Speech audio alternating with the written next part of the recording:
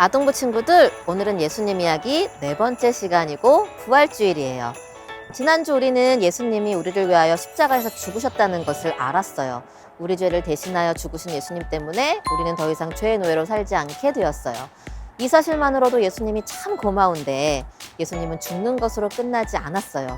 미리 예고하신 대로 죽은 지 3일 만에 다시 살아나셨어요. 어떻게 사람이 죽었다가 다시 살아날 수 있을까요? 그건 예수님이 하나님의 아들이시기 때문이에요. 여러분, 토끼의 새끼는 토끼지요. 그럼 사자의 새끼는 사자예요. 그럼 하나님의 아들은 하나님이죠. 예수님은 하나님이에요. 세상을 창조하신 하나님께서 죽음도 다스릴 수 있는 건 당연해요. 그렇기 때문에 예수님은 죽음을 이기시고 다시 살아나셨어요. 그리고 중요한 건 이러한 예수님 때문에 우리도 죽는 것으로 끝나는 존재가 아니라 다시 사는 영생을 얻게 되었어요. 오늘은 이러한 예수님을 기억하며 예수님의 부활을 목격했던 증인들의 고백을 들어보려고 해요. 이 시간 도마, 베드로, 글로바의 이야기와 찬양을 들으면서 죽음을 이기시고 다시 살아나신 예수님을 깊이 생각해봐요.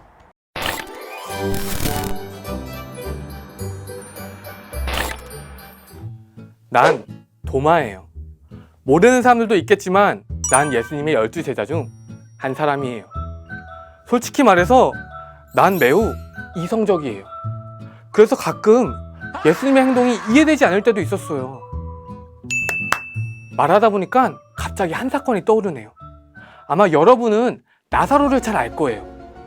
예수님은 나사로와 그 가족들과 아주 친했어요.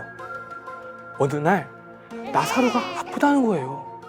그때 우리는 예수님과 함께 요단강 쪽에 있었어요. 당시 예루살렘에 있는 유대인들이 우리를 좋아하지 않아서 멀리 떨어진 곳에 있었어요. 유대인들, 특히 종교 지도자들은 예수님이 하시는 말씀을 듣고 찔렸는지 예수님을 싫어했어요. 아무래도 가진 게 많아서 그것을 나누거나 잃어버릴까봐 걱정이 되었나 봐요.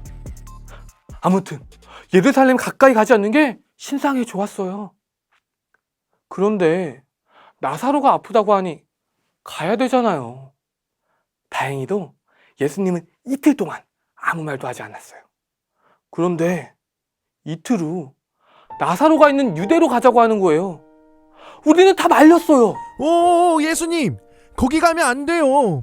유대인들이 예수님을 죽이려고 하는데 다시 가시다니요. 위험해요. 가면 안 돼요. 그런데도 예수님이 가야 되겠다는 거예요. 이해가 되지 않았던 나는 다른 제자들에게 우리도 예수님과 함께 죽으러 갑시다 하고 말해버렸어요. 그때만 생각하면 얼마나 죄송하던지.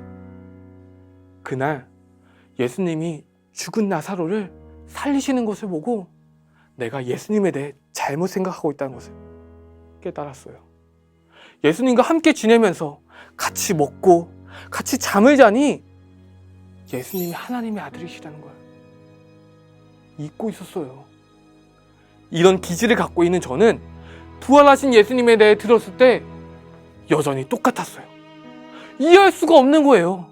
어떻게 죽은 사람이 살아날 수 있어요?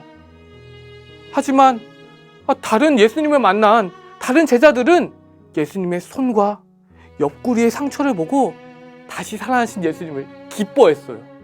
그리고 그 자리에 없었던 제게 자랑했어요. 그때 제가 어떻게 말했는지 아세요? 내가 그분 손에 난 못자국을 보고 그 못자국에 내 손가락을 넣어보고 그분의 옆구리에 내 손을 넣어보지 않고는 그 말을 믿지 않겠소. 순간 저를 보는 그 제자들의 표정을 잊을 수 없어요. 하지만 믿을 수 없는 걸 어떻게 하겠어요? 놀라운 건 이런 나에게 예수님이 찾아오셨다는 거예요. 그리고 친절하게 도마야, 내 손가락을 내 손에 대어보아라. 내 손을 내 옆구리에 넣어보아라. 부활하신 예수님을 보는 것만으로도 숨이 막히는데 그분이 나를 향해 말씀하시며 내가 의심했던 것을 확인시키셨어요. 예수님은 믿음 없는 나를 야단치지 않았어요. 대신 너는 믿음 없는 자가 되지 말고 믿는 자가 되어라. 그때 알았어요. 예수님은 정말 하나님이셨어요. 그러자 나도 모르게 이렇게 고백했어요. 예수님은 나의 주님이시고 하나님이세요. 이제부터는 의심하지 않을게요. 더 이상 이해하지 못한다고 불평하지 않을게요. 온전히 믿을게요. 주님께 내 영혼을 고정시킬게요.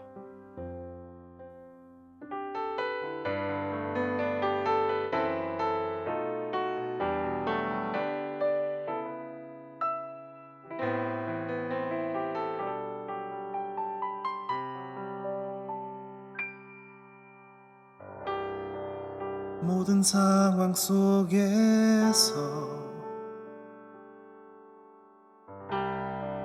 주를 찬양할지라.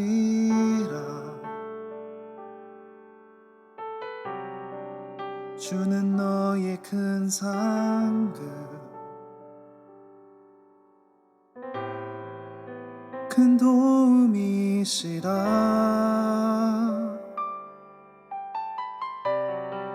주의 얼굴 구할 때 주의 영을 부으사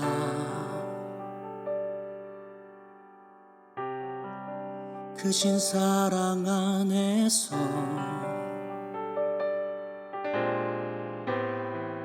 주를 보게 하소서.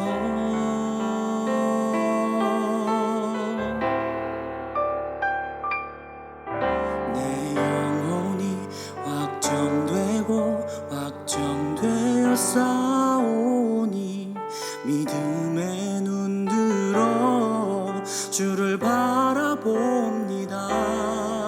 내 영혼이 확정되고 확정되어 싸우니 믿음의 눈 들어 주를 바라봅니다. 내 영혼이 확정되고 확정되어 싸우니 믿음의 눈 들어 주를 바라봅니다.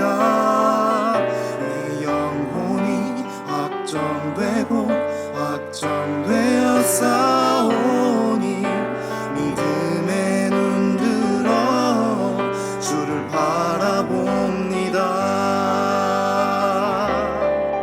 주를 찬양할 때 주의 나라 이미 임했네.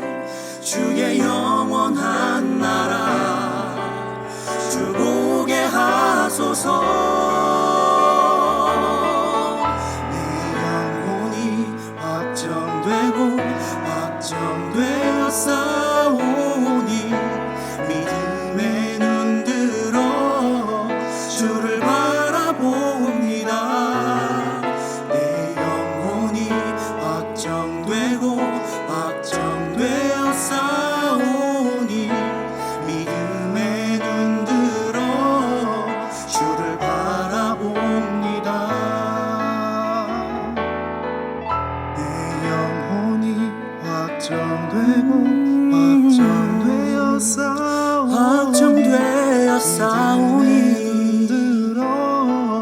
주를 바라봅니다. 내 영혼이 확정되고 확정되어 싸우니 믿음의 눈 들어 주를 바라봅니다.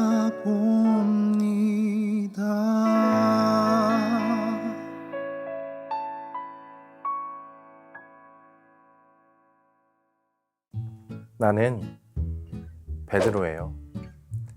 여러분이 잘 아는 것처럼 난 예수님의 제자로 예수님이 가시는 곳에 항상 있었어요. 사실 처음에 예수님이 절 부르실 때는 살짝 겁이 나기도 했어요. 어부였던 나는 밤새 물고기를 잡느라 너무 지쳐 있었거든요. 한 마리도 잡지 못했는데 깊은 곳에 그물을 내리라는 거예요. 거부할 수 없는 목소리에 순종하여 그물을 내렸을 때 와, 상상할 수도 없는 물고기들이 잡혔어요. 너무 놀라 나는 예수님께 무릎을 꿇고 주여 라고 고백할 수밖에 없었어요. 그때부터 예수님은 제게 주님이셨어요. 어느 날 예수님이 우리에게 물어보셨어요. 사람들이 나를 누구라고 하더냐? 우리는 말했죠. 세례자 요한이라고 하는 사람들도 있고 엘리야라고 하는 사람들도 있고 예레미야나 다른 예언자 가운데 한 사람이라고 하는 사람들도 있습니다. 가만히 듣고 계셨던 예수님이 다시 물으셨어요. 그러면 너희는 어떠냐? 너희는 나를 누구라고 하느냐? 그때 나도 모르게 이렇게 말해버렸어요. 주님은 살아계신 하나님의 아들이시며 그리스도 곧 메시아이십니다. 정말 깜짝 놀랐어요. 그동안 예수님과 함께하며 느꼈던 것을 나도 모르게 말한 것 같아요. 솔직히 나만 그러진 않았을 거예요. 하나님의 말씀을 들려주시고 5,000명을 먹이시고 귀신을 쫓아내시고 물리를 걷는 분을 어떻게 보통 사람이라고 생각할 수 있겠어요. 하지만 그때부터였어요. 예수님은 자신의 죽음에 관해 얘기하기 시작했어요. 나는 이제 예루살렘으로 가서 종교 지도자들의 손에 처참한 고난을 받아 죽임을 당하고 사흘째 되는 날에 다시 살아날 것이다. 저는 예수님이 이런 얘기할 때 참 속상했어요. 이렇게 좋은 분이 왜 죽어야 하는지 이해가 안 됐어요. 6월절 날 예수님과 함께 감람산에 오를 때였어요. 예수님은 항상 기도하시는 걸 즐겨했기 때문에 우리도 예수님을 따라 자연스럽게 올라갔죠. 그때 예수님이 또 이상한 얘기를 하시는 거예요. 오늘 밤에 너희가 다 나를 버릴 것이다. 저는 그때 너무 속상해서 모두가 주님을 버릴지라도 나는 결코 버리지 않을 거예요 라고 크게 외쳤어요. 정말 그런 마음이었거든요. 그런데 너무나 가혹한 말씀이 제게 돌아왔어요. 베드로야, 너무 자신하지 마라. 바로 오늘 밤 닭이 울기 전에 내가 3번 나를 부인할 것이다. 예수님 너무하지 않나요? 내가 얼마나 생각해서 말한 건데. 하지만 더 마음 아픈 건 그 말씀대로 제가 예수님을 3번이나 부인했다는 거예요. 정말 그때 왜 그랬는지 모르겠어요. 한밤중에 예수님이 체포되시는 것도 무서웠고 혹시나 해서 따라가는데 자꾸 사람들이 예수와 같은 편 아니냐고 말할 때마다 나도 잡혀갈까 봐 무서웠어요. 그러다 새벽이 찾아왔고 닭 울음소리를 들었을 때 정신이 번쩍 났어요. 뒤를 돌아 나를 쳐다보시는 예수님. 그 눈과 마주쳤을 때 그만 우열하고 말았어요. 그때 예수님의 눈빛은 그래도 괜찮아 였거든요. 예수님이 십자가에서 돌아가셨을 때 전 감히 예수님을 볼 용기가 나지 않았어요. 많이 미안하고 죄송했어요. 제자들 중 누군가는 예수님이 살아나셨다고 했지만 설령 예수님이 다시 살아오셨다고 해도 전 예수님을 볼 수 없었어요. 3번씩이나 모른다고 제가 어떻게 예수님께 가겠어요. 그래서 원래 제가 하던 대로 물고기나 잡으러 갔어요. 하지만 밤새도록 그물을 내려도 한 마리도 안 잡히는 거예요. 새벽에 지칠 대로 지쳐 있을 때 어떤 남자가 나타나 오른쪽에 그물을 내리라고 하더군요. 갑자기 옛날 생각이 났어요. 예수님 처음 만났을 때도 그랬거든요. 추억에 젖은 채 그물을 오른쪽에 내렸더니 물고기가 많아 그물을 들 수 없을 정도였어요. 그때 누군가 예수님이야! 하고 외치는 거예요. 저도 모르게 옷을 입은 채로 바다에 뛰어들어 예수님께로 향했어요. 정말 예수님이셨어요. 어떻게 말을 걸까? 나를 보시긴 하실까? 너무 미안한 마음에 주위만 맴돌고 있었는데 예수님이 내 이름을 불러주시며 시몬아, 요한의 아들 시몬아, 내가 이 사람들보다 나를 더 사랑하느냐? 물어보시는 거예요. 그것도 3번이나 반복해서 물어보시는 거예요. 저는 힘주어서 말했죠. 당연하죠, 예수님. 제가 얼마나 예수님 사랑하는지 아시잖아요.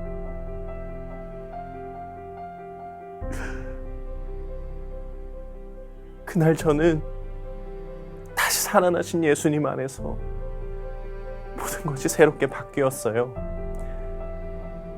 사실 저는 매사에 자신감이 넘쳤거든요. 그런데 이제 기분 내키는 대로 하지 않게 되었어요.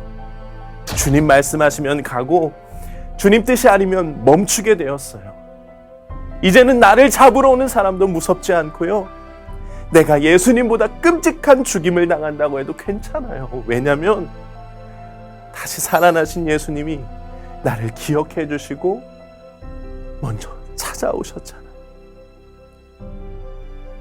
그거면 충분해요.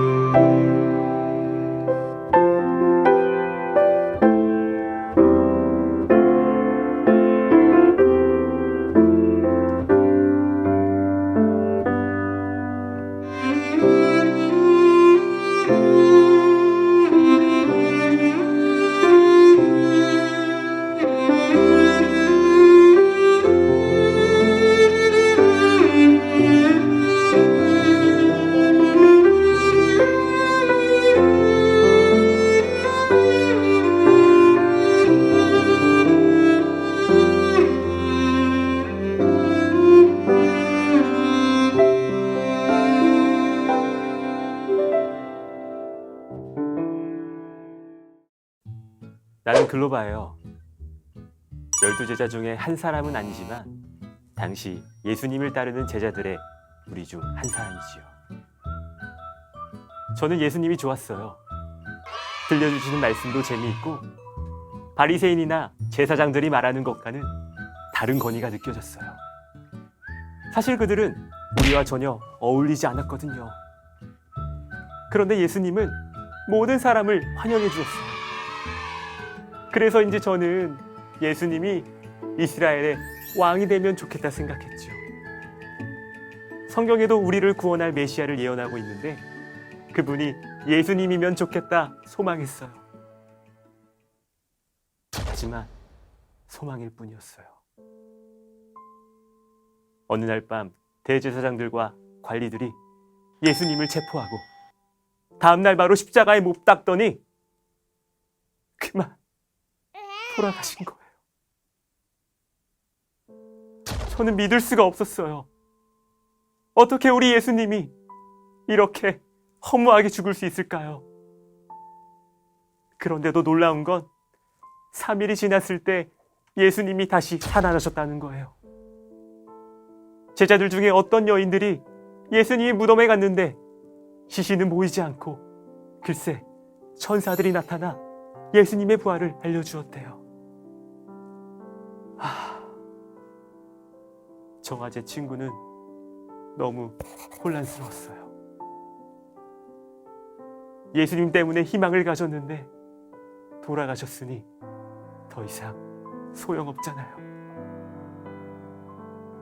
다시 살아나셨다고 하지만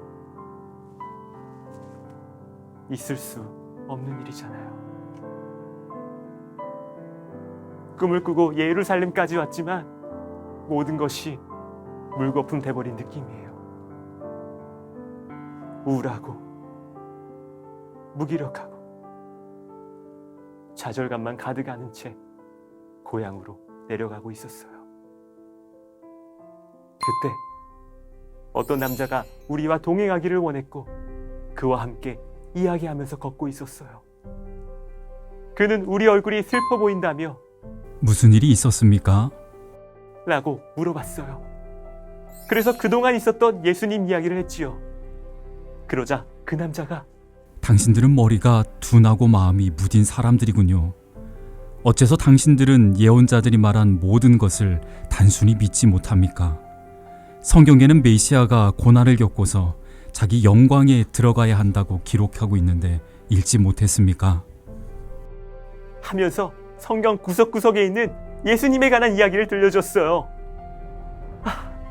얼마나 재미있고 신기했는지 저와 친구는 정신없이 듣고 있었어요. 마치 예수님이 들려준 것처럼 마음이 뜨거워졌어요. 그러다 해가 져서 숙소에 머물러야 되는데 우리가 그분을 초청하여 같이 있자고 했어요. 씻고 저녁 식탁에 함께 앉았을 때 그분이 빵을 들고 축복 기도를 하시며 떼어서 주는데 저는 그만 깜짝 놀랐어요. 우리와 함께 걷고 지금 식탁에 앉아있는 그분이 바로 예수님이셨던 거예요. 제자들 말처럼 예수님이 다시 살아나셨나 봐요. 하지만 그것을 알아챘을 때 예수님은 사라지셨어요. 저와 제 친구는요, 그 길로 다시 예루살렘으로 돌아갔어요. 제자들을 만나 얘기해보니 정말 예수님이 살아나셨대요. 죽음이 끝이 아니었던 거예요. 그러고 보니 예수님이 반복해서 얘기했던 게 기억났어요. 인자가 많은 고난을 받고 장로들, 대제사장들, 서기관들에게 버림받으여 죽임을 당하고 제3일에 살아나야 하리라. 이 말씀이 생각나니 갑자기 제 마음이 뜨거워지고 꺼졌던 소망의 불씨가 다시 피었어요. 예수님과 함께라면 다시 시작할 수 있을 것 같아요. 부활하신 주님이 일부러 저를 찾아와 좌절됐던 마음을 일으켜주셨어요. 예수님의 부활은 제 삶도 다시 살게 해주셨어요.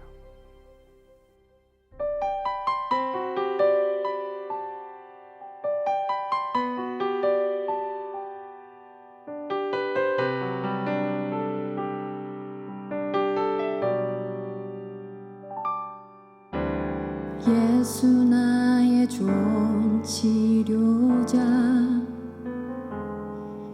그의 눈이 머무는 곳은 나의 슬픔과 고통, 고개를 들어 그의 눈을 볼 때에 난 알았네.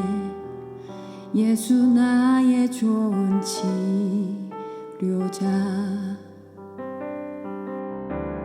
예수 나의 좋은 치료자 그의 손길이 닿는 곳은 나의 상처와 아픔 영원히 흐를 것 같았던 눈물 다 멎었네 예수 나의 치료자 나 노래하리라 전한 나를 돌아보신 구세주를 찬양해 하늘 닿는 곳까지 내 손 들리라 예수 나의 치료자 나 노래하리라 전한 나를 돌아보신 구세주를 찬양해 하늘 닿는 곳까지 내 손 들리라 예수 나의 치료자 나 노래하리라 지난 나를 돌아보신 구세주를 찬양해 하늘 닿는 곳까지 내 손 들리라 예수 나의 치료자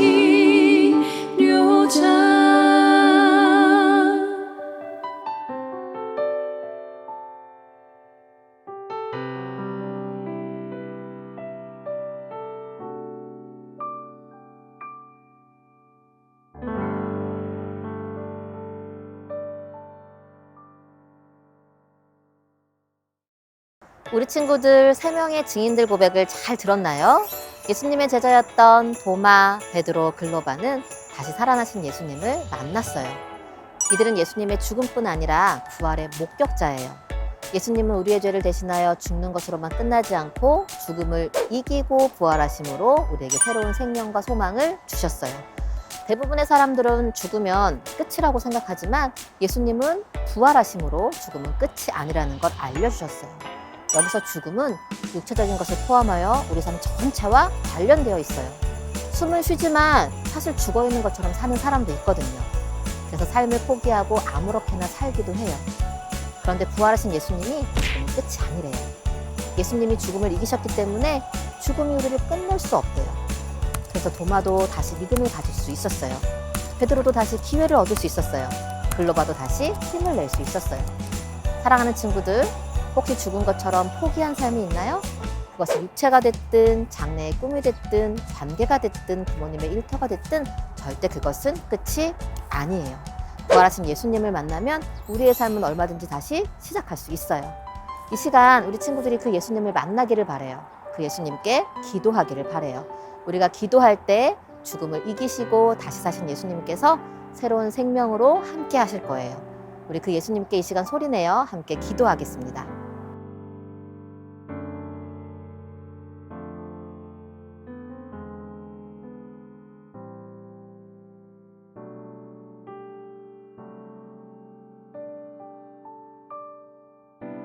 기도하시겠습니다.